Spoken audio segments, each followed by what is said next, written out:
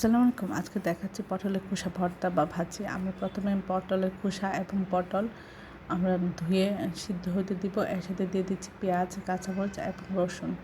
আর সাথে দিব আধা চামচ হলুদ গুঁড়ো, আধা চামচ লবণ, আধা চামচ ধনিয়ার গুঁড়ো, আধা চামচ জিরা গুঁড়া।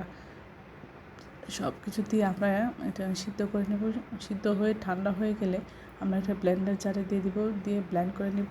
নিয়ে এখন পরিমাণ মতো তেলের মধ্যে পেঁয়াজ দিব আর 2 চামচ রসুন ছাঁচা দিয়ে আমরা এটা নাড়াচাড়া করে নেব। তারপরে এখন তেলের মধ্যে আধা চামচ ধনে গুঁড়া, আধা চামচ জিরা গুঁড়া দিয়ে দিচ্ছি। দিয়ে আমরা এখন যে ব্লেন্ড করে রেখেছি পটলের খোসাটা ওটা দিয়ে দিব। দিয়ে আমরা বারবার নেড়ে ছেড়ে এর মধ্যে যে পানির ভাবটা আছে সেটা শুকিয়ে নিব। শুকানোর পরে সব কিছু ঠিক থাকলে লবণ প্রয়োজন হলে দিব। দিয়ে সব কিছু ঠিক করলে যখন শুকিয়ে যাবে পানি, তখন আমরা এটা নামিয়ে পরিবেশন করব। এটা অসম্ভব মজা হয়। আশা করি আপনারা এই রেসিপিটা একবার হলেও ট্রাই করবেন।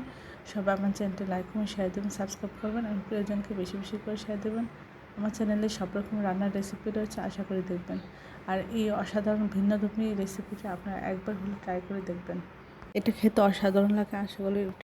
আসসালামু আলাইকুম। আজকে দেখাচ্ছি চিংড়ি মাছ দিয়ে আলু পটল ভাজি।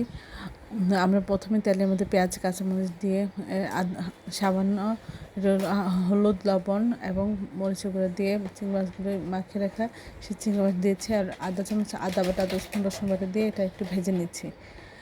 তারপরে এখানে আলু এবং পটল কেটে রাখা কুচি করে কেটে রাখা দিয়েছি।